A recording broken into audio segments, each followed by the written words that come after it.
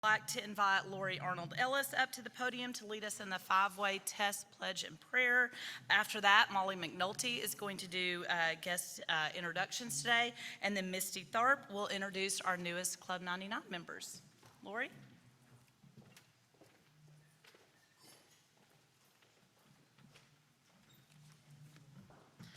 All right, first let's do the five-way test. I love that it's a five-way test. Of the things we think, say, or do, is it the truth? Is it fair to all concerned? Will it build goodwill and better friendships? Will it be beneficial to all concerned? Is it fun? I love it. Okay. All right, if you could please bow your heads for a prayer of gratitude. We live in a society of abundance, yet often we feel we never have enough. Today, we pause to give thanks for the things that we have that have made our lives easier and more comfortable than they were for our great-grandparents. We can flip on a switch and light appears. We can turn on a tap and clean, drinkable water flows. We adjust a thermostat and a room can grow warmer or cooler. We have machines that wash our clothes for us. We have machines that store our food at just the right temperature and machines that cook it without having to gather wood. We have public libraries with thousands of books free for anyone to borrow and read. And we have public schools that teach us to read and write, skills that were available to only a very few just a few hundred years ago. So for these and the many other conveniences that we take for granted, today let us express our gratitude and find renewed delight for these incredible comforts. Amen. I pledge allegiance to the flag of the United States of America and to the republic for which it stands, one nation, under God, indivisible, with liberty and justice for all. Thank you.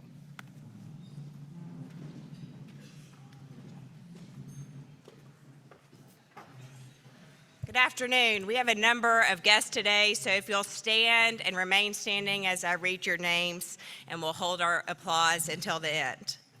Albert Baker and Robert Mitchell are both guests of Elizabeth Small. And also, she has three guests. You win, Elizabeth. Marta Cheslak, also a guest of Elizabeth Small. Thank you. Sandra Hurst, guest of Vanessa Russell. Sharonda Love, guest of Marisha DiCarlo. Matt Cleveland, guest of Jim McGill. Faza Samad, guest of Ahmed Samad. Larry Whitman and Kristen Mann, guest of Sarah Beth Estes. And Perry Street, guest of Stephanie Street. Welcome. Thank you for being here today.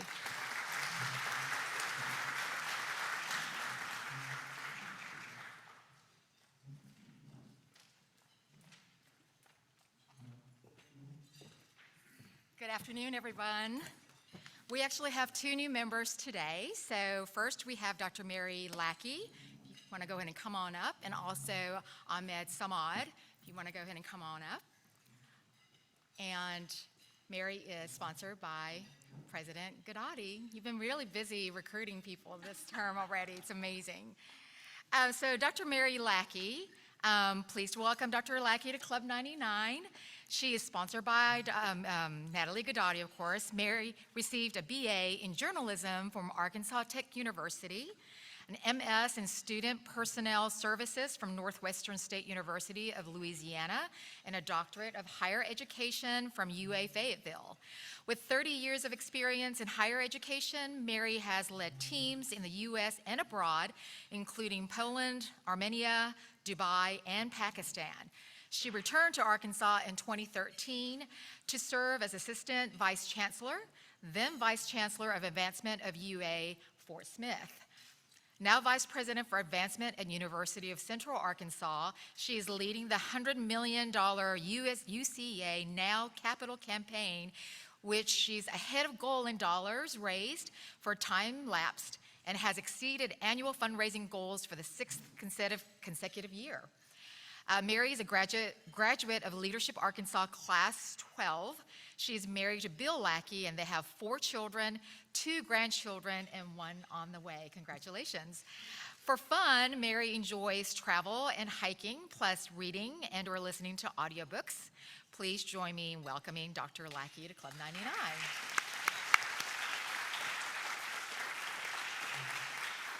We also have Ahmed Samad. He is a CEO for Arkansas Surgery and Endoscopy Center and CEO for Digestive Care. It's a lot of responsibilities over there. He received his BS in biology at UALR and also his master's in healthcare management also at UALR. He and his wife, was it Faiza Samad, back over there. They have 3 children, 7, 5, and 2, so that keeps you super busy. You've also been the member of the American College of Healthcare Executives, American College of Medical Practice Executives, American Society of Gastrointestinal Endoscopy, Ambulatory Surgery Center Association, and Arkansas Health Executive Forum. Good grief, you are super busy. Certified Administrator Surgery Center and Certified Medical Practice Executive Board Certification, ASGE Excellence GI Practice Operations Recognition Program, and completed Arkansas Business Executive Leadership Academy in 2018. He has been also listed in Arkansas Business 20 in their 20s, New Influential in 2014, and listed in Arkansas Money and Politics, Future 50 in 2020. He and his wife love to travel for fun. He also has his pilot's license, which is pretty impressive. They said their favorite place to have traveled so far is Sydney, Australia, but their close second is in Singapore. So welcome to Club 99.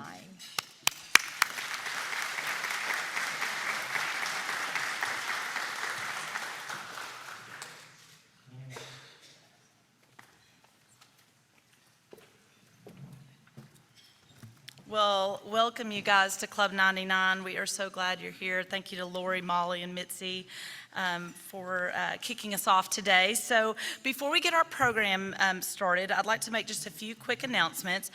First, oh my gosh, if you missed any part of the party hopping last Tuesday, I'm sorry because it was a blast.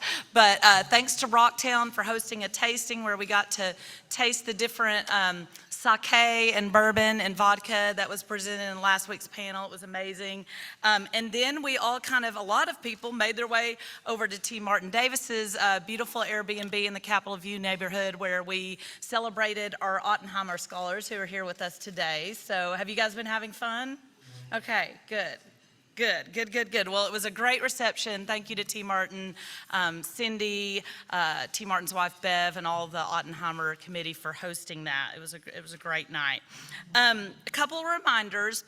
Mandy Richardson and the Member Engagement Committee, they are looking for members who are willing to open their home or a favorite place of theirs to host our really, really popular annual Club 99 dinners. So for those who are new, we do this in October. The date is October 17th. It'll be in the evening. You'll sign up and you'll be placed at a different home or location that another Rotarian is hosting. It's a wonderful social event. We mix it up so you're not with all your same people. You get to meet different people. So anyway, Mandy is looking for anybody that's interested in hosting, so definitely fill out that survey in the email. Also mark your calendars for our next social. We are tailgating together at Little Rock War Memorial for the Razorbacks. So Saturday, September 2nd, Rocky Goodman's opening up his usual tailgate spot, and we're going to have a Club 99 party. So if you're out and about tailgating, be sure to stop by the Club 99 tailgate. And then finally, FYI, we are not having a lunch meeting on September 5th. We are going to be having an evening event that night. We do not have all the great details yet, but I promise you it's going to be awesome. So please just mark your calendar. No lunch meeting that day, but it will be an evening event, and we'll be sending out details soon, so look for that. Okay, so really quick, I want to go through our Power of Fun tip. For those who are guests or new to our Rotary Club, our theme this year is the Power of Fun. We're really exploring each week how we can really power our life with more fun. So today I want to talk to you about how true fun, not fake fun, but true fun can help us fight the cult of efficiency. So Bertrand Russell, in his essay In Praise of Idleness, describes how our former capacity for lighthearted lightheartedness and play has been inhibited by the cult of efficiency. And guys, that was in 1932 when he wrote this essay, so you can imagine how much worse that is in our life now with all the things that come at us each day. So if we get paid for something, we assume it's worth our time. Many people will work literally 10 hours a day, some in this room probably, without a break, and conclude that it must have been a good day, like I got a lot done. But it leaves them feeling depleted, and it leaves them feeling exhausted. So Catherine Price in The Power of Fun, which we've been exploring, she describes that her research on fun has taught her that our focus on productivity is really misguided. We all have to work and earn money, but that productivity and money should not be the primary metrics that we rely on when we evaluate the use of our time. So instead, it really should be true fun. True fun helps us tap into a sense of shared humanity, a form of connection that researchers believe is really essential for our well-being and ability to flourish. In fact, psychologists have found that cultures where people pursue happiness individually, which is a lot in the U.S., they actually become lonelier. But in cultures where they pursue happiness socially through connecting, caring, and contributing, AKA Rotary clubs across the world, people appear more likely to gain well-being. So the problem that we need to work on is that many of us have cut out our expressions of humanity in the name of efficiency. So think about boredom, long phone conversations, hobbies, neighborhood barbecues, memberships in clubs like Rotary. These things that we used to look at and think, oh, our grandparents, didn't they live such quaint lives if they had a sewing circle or they did lawn bowling? But really, guys, doing things like circling up with your neighbors in the evening or having a dinner with some moms from the old daycare group. These are two things that I just have done in recent days. Those are the things that we really, want to put in our world. So I encourage you to take time this week to really look at your day-to-day and see where you can replace some of these productivity time with some just good old inefficient playtime. So I know you won't regret it. All right, guys, so our glimpse into Club 99er having fun is a good one this week, so let's see who it is.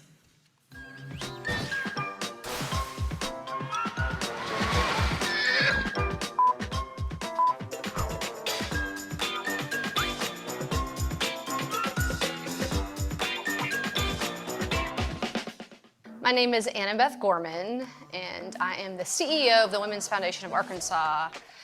But what probably people don't know about me, I love a theme.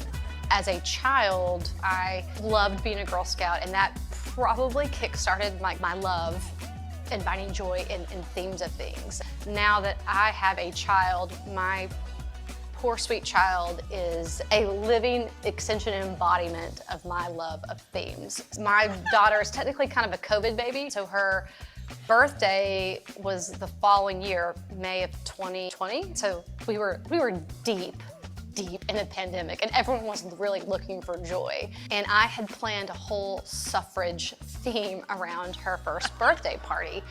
My daughter at 1 was wearing baby suffrage outfits. My husband, my sweet, sweet husband who loves me dearly, dressed up, and we paraded through our neighborhood. We've got great pictures, and we had a suffrage baby parade. It was fantastic. I am a part of this Facebook community.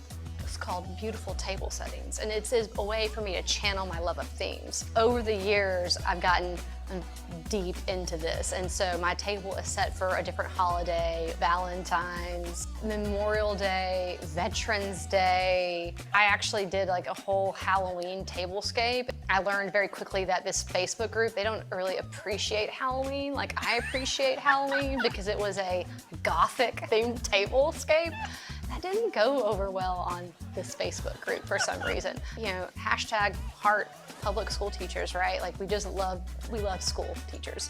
When we were all forced to become school teachers, everyone was struggling. So for my son, who was school age, I created Annie's Academy of Accelerated Children. And we had a theme for every week. We had a Polynesian theme. My mother-in-law is an anthropologist. And so she came to the front porch and showed him like all of these like things from her academic background. We had a Space Week theme. I made him write the oldest living astronaut. He wrote back, which was super cool, and sent us his challenge coins. We had an architecture theme one week, and so we built things with our food. We had ancient Egypt theme. He dressed up my daughter as Cleopatra. I don't know if he loved as much as the themes as I did, but that's literally what got us through the pandemic, and we have some really fun memories and pictures of that. Annabeth, you are planning my next party, Annabeth. For sure. I love that. Okay, so now I'd like to invite Club 99er Sarah Beth Estes with UA Little Rock to introduce today's program. Sarah Beth?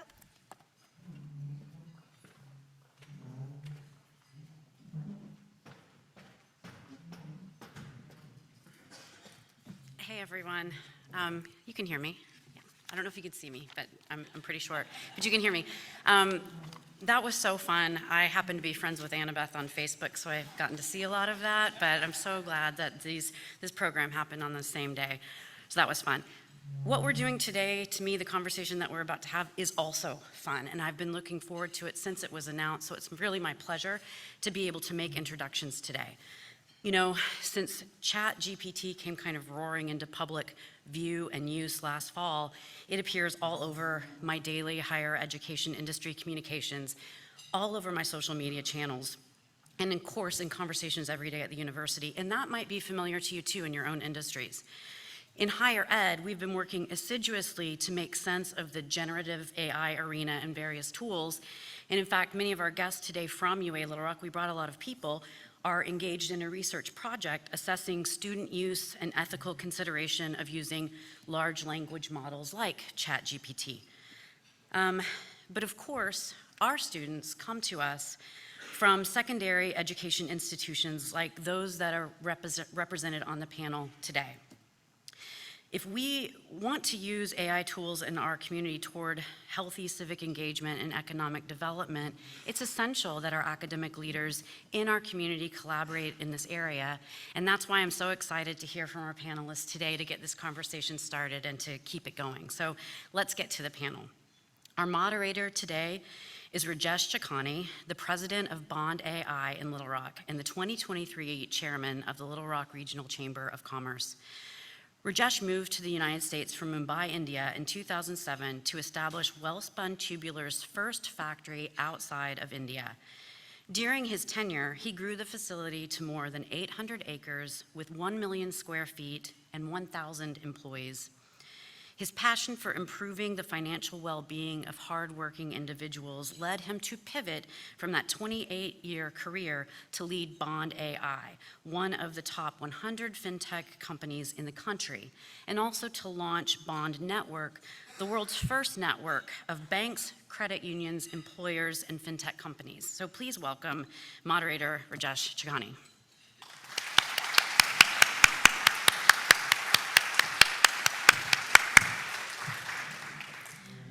Next up, we have Dr. Cherie Antoinette Labat. She is the Chief Executive Officer at Easton Public Charter Schools in Little Rock. An avid writer, Dr. Labat has been published in several outlets, including recently in the Wiley Handbook on National Policy for her research on gun violence. She also authored the Cybersecurity Labor Market Analysis for the University of Southern Mississippi in collaboration with a grant from the Department of Defense. Dr. Labat earned her Master of Arts in Higher Education from the University of Mississippi, her doctorate from the University of Southern Mississippi, and she is a graduate of the Harvard Leadership Institute. Please welcome with me Dr. Cherie Labat.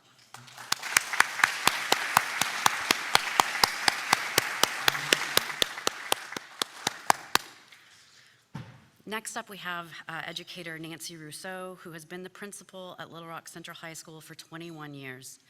A lifelong educator and former English teacher, she works tirelessly to ensure that her diverse student body of 2,400 plus students receives the best possible education while developing a deeper understanding of the social issues connecting Central's unique cultural heritage.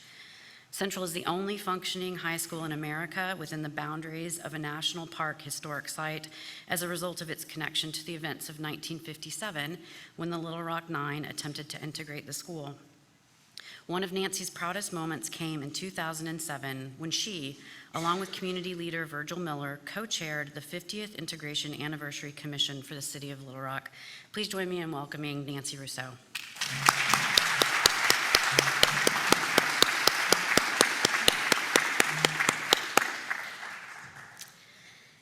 And next up, we have Catholic High School Principal Steve Stracely, a 1988 graduate of CHS who's been a teacher there since 1992. In 2005, he took the helm as principal and continues to teach 2 classes in addition to his administrative and fundraising duties. That sounds like no small task. He and the faculty and staff of CHS remain committed to challenging their students academically while also developing the qualities of faith, integrity, and duty. Steve was named DAR Social Studies Teacher of the Year in 1995, was a 2010 finalist for Arkansas Business Nonprofit Leader of the Year, Arkansas Scholastic Press Association Administrator of the Year in 2016, and was a member of the inaugural class of the Arkansas Top Influencers by Arkansas Money and Politics magazine in 2020. Steve has also been honored as the Junior Achievement of Arkansas Educator of the Year and listed in Arkansas Business's Arkansas 250, a list of the state's top 250 leaders. He also, as many of us know and read, writes a biweekly human interest column for the Arkansas Democrat-Gazette, highlighting the mountains and the valleys of life. Please join me in welcoming Principal Stracely.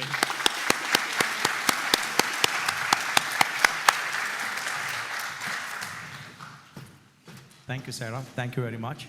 I hope you can hear me, right? Loud and clear. Thank you. So as you heard, Sarah, so first of all, thank you so much, Natalie, for, bringing me as a moderator to discuss with the panelists on the very, very hot topic of the world today, that is AI, and how it plays the role in education. And thank you so much, panelists, for being here to talk about it and share your knowledge about it and your thoughts around AI in the education. So honestly, disclaimer, I am super nervous because I have all my educators over here in the room as on the panel. I feel like as if I'm appearing for an interview in the college. So please excuse my grammar. I have my teacher also who taught me in my master's in ULR. So Mr. Robert Mitchell there, so please excuse me on my grammar, on some mistakes that I make in my forming of the sentences. That's a disclaimer, please. So excuse me with that. But as you heard from Sarah, that I'm leading a top 100, fintech company in the country, Bond AI. That's where my AI connection is. We are a company focused on providing AI solution to banks and employers to improve on the financial health of their consumers and the workforce, our workforce. And I have learned more and more about the power of AI over the last few years. That's my AI connection. My education connection is that I serve currently as a chairman of the board of visitors on UA Pulaski Technical College. So that brings my, little bit of education perspective and how AI can help the education. I'm in awe of AI's capabilities. I see a way to connect us with each other, empower our friends and families, and of course, to help us with our financial health and wellness. Its uses seems to be limitless. But there are pros and cons when it comes to its use in the classroom. Whether we like it or not, AI is going to change the way we live our life. AI is going to change the way we do the business. So we cannot ignore it. It's a time when the internet was not popular. We all were so scared. We all were so worried that, hey, internet is going to invade my privacy. I don't know where we are going. I don't know how kids are going to behave with the internet. But today, look at it. Internet is our integral part of our life. We cannot live without internet. So same way like AI. AI is doing the same thing. Talk about any industry in the world. They are talking about AI. Think about when Google CEO was talking about in his annual speech, as many times he used the word AI, his stock valuations went up 400 million every single time he used the word AI in his speech. look at NVIDIA, what it is doing today to its stock, just because of AI. So education is nothing different from there. Obviously, we are not very technical, about AI. We are not experts of AI over here, all four of us. I don't know about Ms. Labard, but yes, we will try to make this conversation very meaningful, interesting, and more informative for all of our audiences today. So today we want to explore how AI will play a role in our future education. And I'm excited to discuss AI role in personalized learning, interactive tool, and assessment, but we can't ignore important ethical concerns and how we can ensure data privacy, fairness, and maintain the human interaction that school provides our young leaders. So before we dive into the discussions with our panelists, let us see what ChatGPT does today, yeah, and how it helps. It can be good, it can be bad. So Jake, can we have the ChatGPT on the screen? Okay, so what we are going to do today is we are going to say, okay, ask ChatGPT to write an essay on theory of relativity.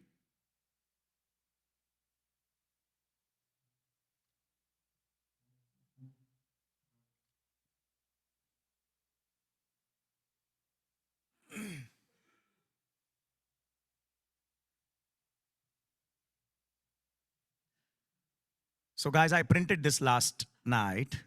It is exactly word to word the same. And the way it has articulated the whole essay covers up everything possibly one can think of about the theory of relativity. Now, let's look at another flavor of saying, write the same essay, that is essay on theory of relativity, written by the fourth grader.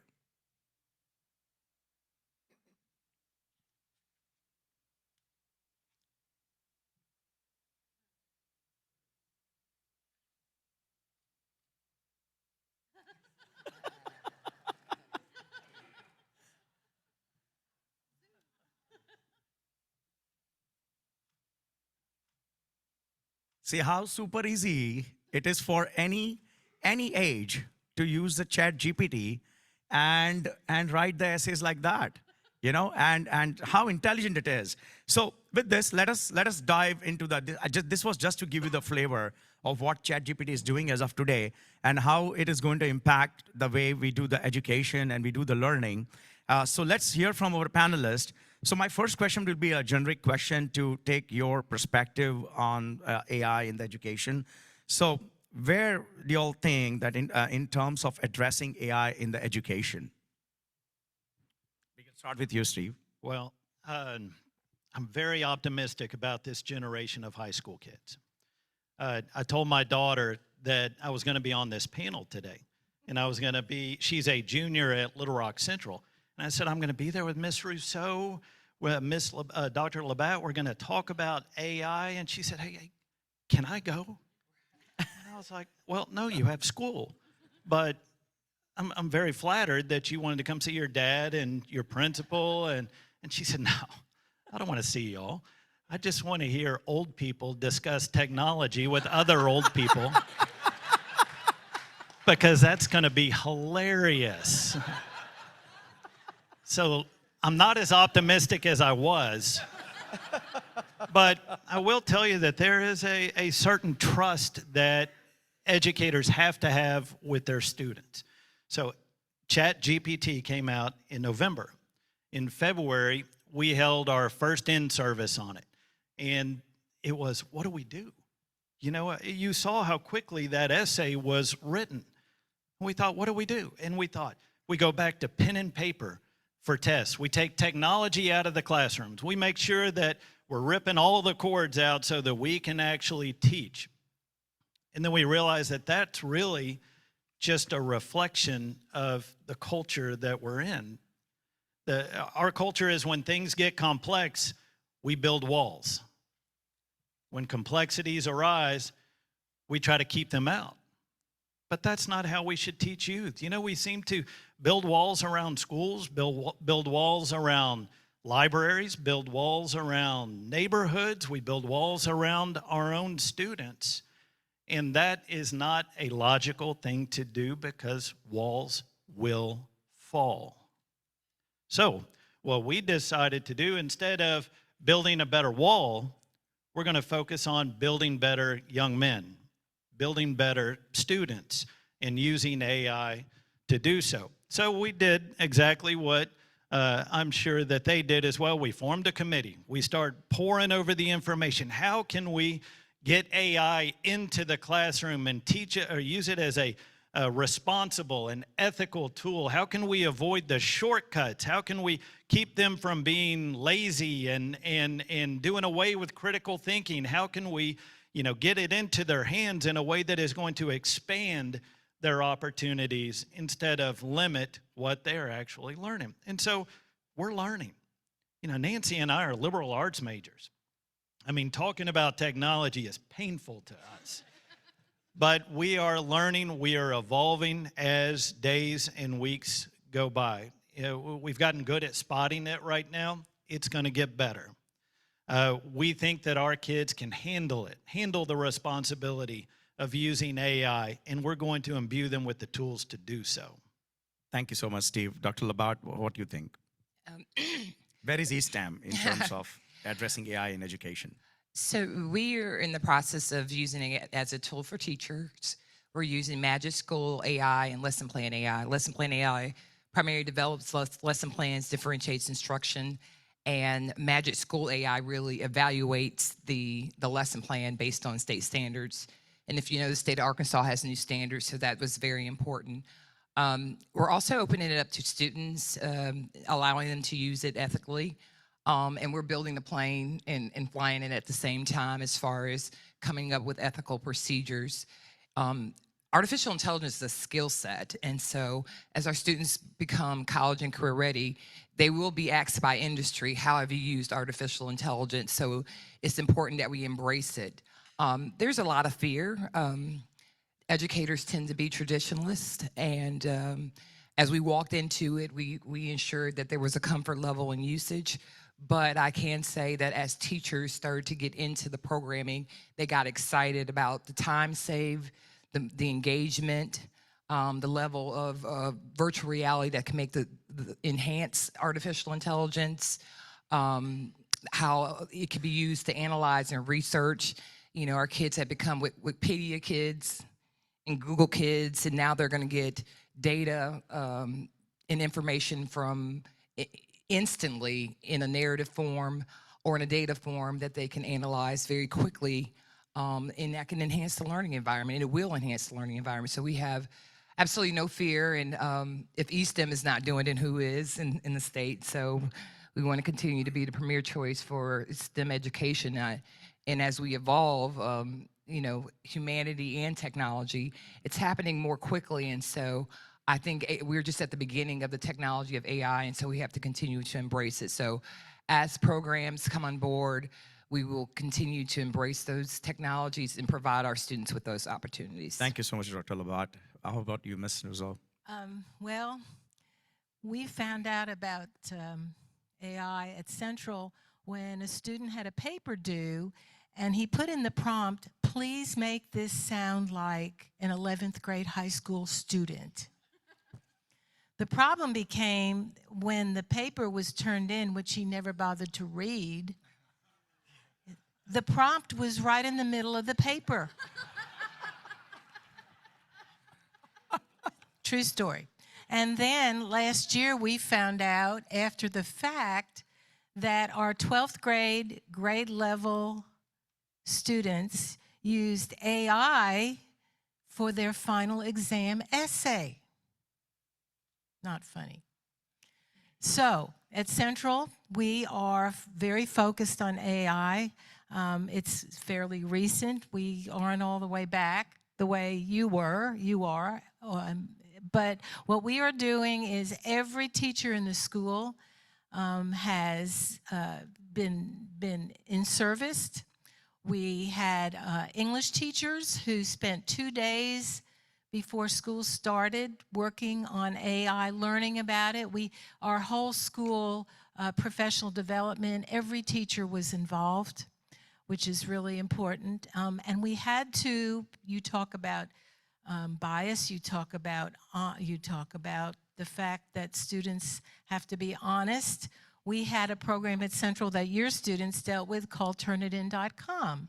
And turnitin.com allows teachers to turn in any paper that any child writes, and it will come back and amazingly let you know whether or not any of it was plagiarized at all. And not only that, but it'll actually give you the sources where the information came from. Well, guess what, everybody? AI does not work with Turnitin.com because it's all new. So we had to revamp our honor code this year. And when I had grade level meetings last week we have 2,400 kids with every single grade level, we talked about this. And you know what? I felt kind of stupid afterwards because they really know all about it. They knew about it long before we did. But they also, I hope, and we are working hard for them to understand the importance of it and how they have to use it ethically. And one of the things that is very important to Central, and because of the diversity of students we have, that AI works really well with children, ELL children, English language learners, and children who have handicapping conditions, because you can ask it questions, parents can work with the kids, and what the results will be at a level that they can understand. So it really reaches out to all levels of education. With, at Central we have 37 AP classes. Do you know that you can take the old AP test, don't tell the kids this, you can take the old AP tests seriously and turn them into AI, and guess what? 100% of it will be 3, 4, or 5. Wow. That means that they would be acceptable for college credit. So on the one hand, AI is wonderful, and you can learn so much from it, and we want kids to. And we know how well children have handled social media anyway, right? So we all have basically a lot of work to do to make sure that it's used appropriately, because it can be great for problem solving, for creating kids who are lifelong learners. So beautiful, excellent point, Ms. Russo, that it's very, very critical that we don't ignore AI, but we let the children use it by building up our firewalls, around it to make sure that they get an advantage, we don't lose the learning. So that's really a great, great, great point. So Steve, tell us what kind of firewall you think, Catholic High would like to implement or has implemented already around the AI embedded into the education at Catholic High. Well, again, it gets back to having a certain trust with the kids and just imbuing them with all of the messages that we talk about quite a bit. Character, building character and teaching them to be critical thinkers and so forth. We know that AI detectors right now do not work. And we know that kids can get accused of using AI and be completely innocent. And so we're trying to manage that whole situation, that whole conundrum the best that we can. But again, it does get back to allowing them to experience it, but also making sure that the boundaries, the parameters of it are very, very clear. I know the Little Rock School District has a new honor code, that mentions AI, and that's excellent. And those things should be put into every school's honor code. And, building those frameworks, I think, are what help us the most. Perfect. Thank you so much. And Dr. Labat, what do you think? I mean, how do we kind of, make sure that the AI is used, but at the same time, the learning is not compromised of our young generation? I think it starts with setting expectation and criteria, like my colleague discussed, and ethically showing students how to use it properly. I think teachers can do that on an individual basis to say this course, you cannot use AI, or you cannot use AI for this assignment. We've dealt with students being able to get large amounts of data through the internet. So this is very similar. It's just more precise in its delivery. And so creating a world that they can be inundated by data and be ethical is important, because that's the age of technology. And so I think just setting criteria, those ethical stands, and I think there will be things that we hadn't seen yet. even though nothing will surprise anybody on this panel in working with children. But I want kids to explore and to open the door of AI to see what it can do as far as research and data analysis, to see if we can continue to have higher levels of instruction within our classroom, more dynamic, more innovative instruction with our teachers and students. And that's a component we can't forget, that our teachers are evolving through this process also, and it's making their life easier. They're being able to spend more time with students, to have more in-depth lessons, and to really integrate technologies at levels that they've never had before, because the essay that she prompted probably took 30 seconds. And if you've been a teacher, you know that in planning any lesson, sometimes it'll take us weeks. And when we started to get to higher order thinking skills, it would really take us days and a drive to the grocery store. And so when Magic School AI can develop the lesson plan, give you standards-based lessons, and integrate and differentiate, give you an IEP, give you guided practice, and it takes you 20 minutes, you can do a lot more with your students. So we need to embrace what it can do for our students and to enhance humanity. So Yeah, thank you so much. But you brought a very good point about ethical. We have to be making sure that, students, they use it ethically. So what ethical consideration should be taken into account when using AI, particularly in data privacy and algorithmic biases, or as you explained, that how we should be kind of letting the students use it, and which kind of program will be allowed, like AI will be allowed, and which programs AI will not be allowed. So what are the ethical considerations you think that? So I think that's the part that you really have to, like you said, explain it to a fourth grader, explain to AI when you're buying these programs, what programs that they're allowed to integrate in, because we have a lot of sensitive information.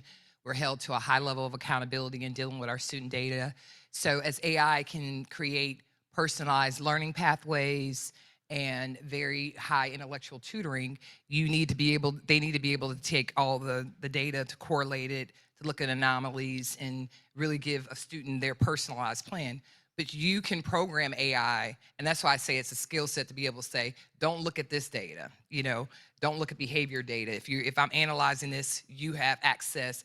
And it comes back to prompting. That's why I say it's a skill set. Please look at A, B, C, D program within my network to make this decision and give me this information. Is everybody with me and understand? Yes. So even with the bank information, you don't want everybody's bank balance Of course. in the information to create some type of bias, especially as we start to look at issues of race, or things that can differentiate a student from another student that could really be harmful. No, absolutely. I'm 100% with you on that, Dr. Labat. So, Ms. Russo, Dr. Labat talked about the faculty members, and I'm sure all three of you are facing some or the other challenges with the faculty members. So this question is for you, Ms. Russo, that how has your faculty met this new challenge, or what are doing something different out of the box to meet this new challenge? Well, part of it has to do with what you teach. You made the point that we're liberal arts. Okay, I have a physics teacher that is absolutely scary. He knows so many. Remember I mentioned to you, Yes. we might want him on this panel, but I don't know if we'd all understand. But he is so entrenched in it. In fact, he's working with a group from UALR with a Senator English, I believe, who set up this with several. Anyway, so to him, this is just, what is your theme? Fun.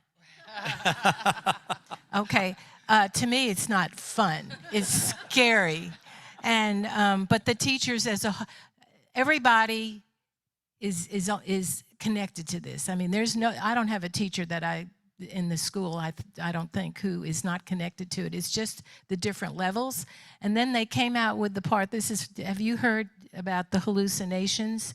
Part of AI, and this is amazing, and so that we shared this with the teachers, part of AI has these, what they're called hallucinations, fake data. So you can actually put something in there and ask for information, and you get this wonderful response that is totally false. And so you can turn around and ask it for the sources, and they're all fake. True, Yep, right? That's So in getting the teachers and the kids on board, there's just so many sides to all this. But we are on board. The teachers, in fact, we have little groups called PLCs, and so the teachers are even working on this, where they meet weekly for an hour, and everyone is getting into into the program, and they're trying different things so that they can share with the kids. And by the way, I just read this in Education Week this week. There's a program coming out called Stretch. It's AI only for educators K-12. It's not out yet, it's due soon, but that's, I think, gonna really help us too. And I think it's gonna help the teachers as well. Obviously, the teachers, in a lot of cases, don't know as much as the kids. And That's true. And that's what's really scary. Yeah, it brings a lot of challenges to the educators, first to educate themselves Right. and then kind of impart They that to the love it. They students. think it's amazing, but we also have to teach our teachers and our children the pitfalls. Sure. So in spite of all the challenges, I'm sure, and Steve, this is for you, like, AI still brings a lot of benefits, and there is a huge potential of benefits. What do you think about those potential benefits? What do you think that how it is going to benefit the education system overall? Obviously there will be challenges. We'll have to overcome that. But as I mentioned in the beginning, we cannot ignore AI. So what are some of the potential benefits that you see that it will bring it to the education system? Yeah, in the immediate, it is forcing all of our teachers to think differently. And we are so tuned to helping kids find the right answers. And now we have to switch and we have to help them ask the right questions. And that is just a vital aspect of AI. For us, our teachers are using it in English class. They're creating an AI essay and then having the kids grade it. How can they improve upon it? And working together in that way. In chemistry, we have kids who are like me, don't like chemistry at all, and they are able to have essentially a private tutor. The one-on-one with AI, help me work this problem, or help me work this equation. And it's fascinating. And I think that is a huge benefit that we can't deny. A time saver in many respects. In our administrative offices, in our development office, they've started using AI to help with some simple letters. That would take 10 minutes, now take 10 seconds. Then they personalize them. But that's just it, is that education will lose its flavor if it ever becomes impersonal. And so that's the danger to AI, is that the teachers have got to watch that. And our administrators have to watch that as well and make sure that we never lose the personal and unique aspects of education. So Dr. Labat, how do you see our educators be one step ahead of the students? How do you see that happening? I think the evolution of technology is that we'll all always be a step behind of trying to catch up with the evolution of technology. And so with that being said, I feel like it's something that we have to embrace. And the fears are because there's so much that comes with it as far as managing students. So know that she doesn't necessarily fear the technology as much as she fears the technology in managing students. And so that's the anomaly in what she's saying about fear. But embracing the technology and finding a way to continuously embrace it, because with robotics and the evolution of how this could be not take the place of a teacher, but help with personalized tutoring and personalized planning with students to evolve instruction. This really could be a game changer for public education, because, a lot of the burnout from teachers comes from the time that's spent in preparation and planning. And so as we evolve, I just think we have to embrace it. And I think AI is changing as we speak. I listened to a podcast this morning, and even the verbalization of it, I always say it's Siri and internet on steroids. It's just what it is, right? And it'll continue to evolve. And so embracing, and I don't think it will necessarily be behind, but we just have to stay in it and embrace it and accept it and allow our students to use it to become college and career ready. Absolutely, Dr. Labat. And the challenge, which I have observed using myself, the Chat GPT, and what essay we saw, if you click a button on the right-hand side bottom, say regenerate, it generates another version of that essay. So it becomes at times very difficult to figure out, okay, what was generated by AI really, and what was written by the student. So, Ms. Russo, where do you see the education will be in 5 and 10 years as it relates to AI? I'm not sure I know because I never thought we'd have AI. But truly, I mean, the sky's the limit here. Yeah. I can't even imagine where we're headed with something as amazing as AI. And in 10 years, thinking back, I was just thinking the other day how we didn't even have a cell phone. We carried our books to school. We didn't have backpacks and all kinds of things. And here we are with social media that we have to work with our kids every single day to use it appropriately. And now we have AI that to me can be so amazing. So I don't know. I totally can't tell you where I That's think an honest answer. where we could possibly be in 5 years. That's even more technical, and I don't know. I think it's Yeah. forcing us out of our comfort zone. We've taken a 200-old tradition, which we are all very comfortable with as educators, and much like the pandemic pushed us out of our comfort zone, the digital and technology age is pushing us out of the traditions that we're so used to. I was telling someone the other day that in working with the Department of Defense, that at one time it was recommended that, and this may sound foreign, that students learn coding, cybersecurity, or AI as a foreign language because it will be the universal language of the world.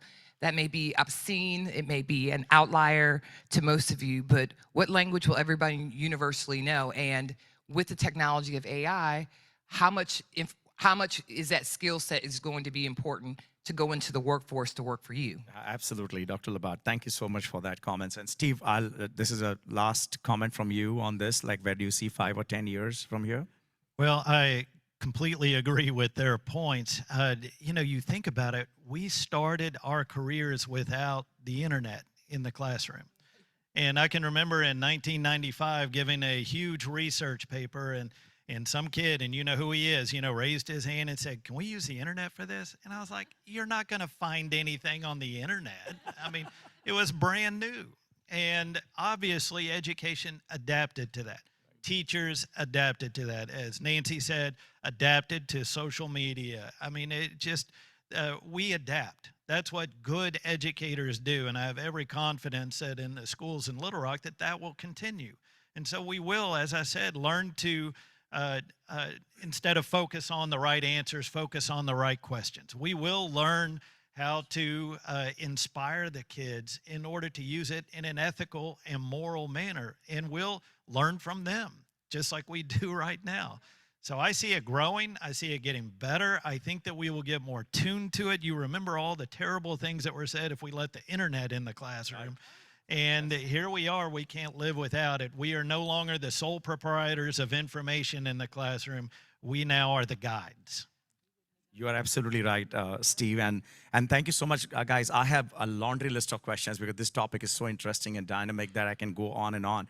But in the interest of time, we have just last 5 minutes left. I would open up for the floor for question and answer to our panelists. Please go ahead. So as a parent with 6th grader, 9th grader, and 11th grader, what do you wish that all the parents would do to help you with this problem? Because to me, my 6th grader can do things on his computer I can't even fathom, and I feel like I can't keep up with them, and it's not my career to keep up with them. So what do you wish every parent would do or could know? I would look at it the way you monitor your child's cell phone and internet usage, that you would have, I would say, ground rules, elements of understanding what the teacher expectation is. The old adage, I don't have any homework when they do. But really just seeing what the teacher's expectations are academically, and then socially, we hadn't gotten to safety issues or anything like that, but I think those things are going to evolve. And so I think the security of what you would do for cell phone, internet usage, social media, it's in the same arena of having those kind of criteria within your home and expectation for your children. That's my opinion. And I would also say that, and I say this all the time to parents at Central in our communications, that parents, and you mentioned it, have to monitor their children's social media usage.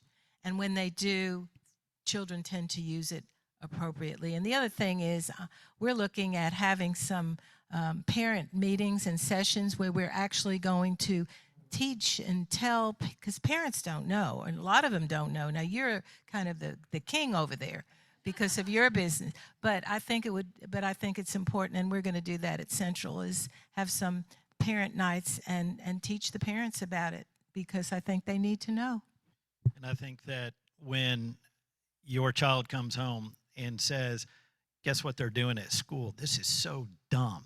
I can use AI for this, I can use AI for that, but this is their policy. Please, instead of, calling the school and saying, why do you all have this dumb policy? We get calls like that. Yeah, learn, what the logic is behind it, and then you can call it dumb. But after that, please, take time to support the school and learn why these policies came to be. Perfect message. Thank you so much. More questions, please, for the panelists? Yes, sir.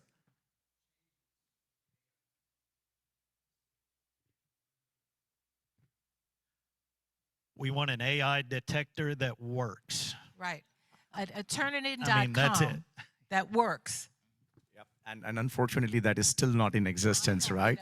And that's across all sectors, not just education. But it may be in that new program that's coming out, Stretch. Yeah. Because it's only for educators. So I'm hopeful that it will help us to help our kids to use it appropriately. Perfect. We have another question.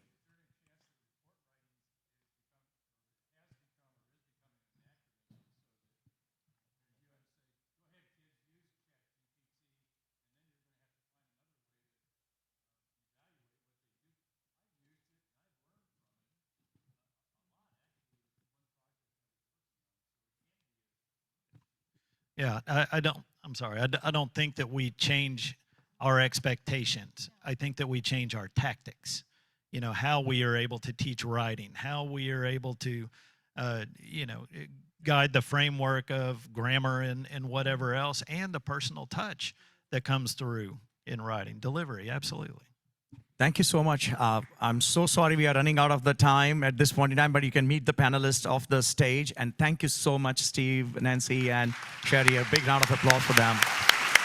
Thank you guys so much. We have a little something for each of you. So actually, this is news for our club. Jessica, so this is a mural that is being painted in the River Market, and this is a little doodle pad where you can write your notes about learning about AI. Exactly. But guys, Jessica is starting the mural. So she's there if you're in the River Market area, right down the street from Sticky Fingers and on the River Market parking deck. She's painting from like 10 to 2 weekly for about the next month. So if you want to see it start going up, she's hard at work getting it started. So thank you guys so much for being on this panel. I know we've already talked about, like, we will do another AI focused discussion here over this next year, because there's just so much to discuss and so much to learn from. So I think the focus on education, though, was a great start, because, like you said, these kids are sometimes smarter at it than as parents. I have a freshman in college and a freshman in high school, so yeah, it's a lot. But thank you guys again. Please don't miss next week. Our Ottenheimer students and scholars who are here will be presenting, and I know you're going to want to hear from them, because they're going to give us all sorts of amazing information about where they're from in Germany, and then I'm sure you guys will give a little peek into what you've been doing in Arkansas too. So thank you. So look forward to that. We are at Jordan.